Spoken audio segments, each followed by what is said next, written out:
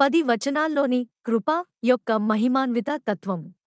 ప్రతివారి జీవితంలో కృప, దయ అనే మాటకు ప్రత్యేక భావం ఉంటుంది.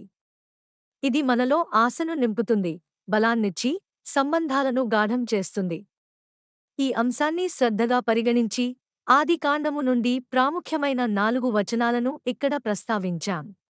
ఆదికాండము 6:8. నోహా యెహోవా దృష్టిలో కృపనొందాడు. ఈ వచనం మనకు దేవుని అనుగ్రహం జీవితానికి ఎంత ముఖ్యమో గుర్తుచేస్తుంది. ఆదికాండము 33:11. యాకోబు తన బహుమానాన్ని అందజేస్తూ అనేక అనుభవాలను పంచుకున్నాడు. ఈ వచనం అన్యోన్యతకు మానవ సంబంధాల్లోని పాత్రను తెలియజేస్తుంది. ఆదికాండము 19:19. లోతు తన ప్రాణాన్ని రక్షించిన దేవుని కృపను గుర్తించినప్పుడు ఈ వచనం మనలను కృతజ్ఞతా భావానికి చేరుస్తుంది. ఆదికాండము 39:4. యోసేపు దైవ కృప వల్ల సేవలో సఫలీకృతుడయ్యాడు. ఈ ఘటన మనపై కృప విశేషాలను అర్థం చేసుకునేందుకు తోడ్పడుతుంది.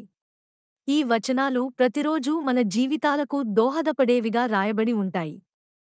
మరింత సమాచారం కోసం ప్రసన్నంగా అడగండి.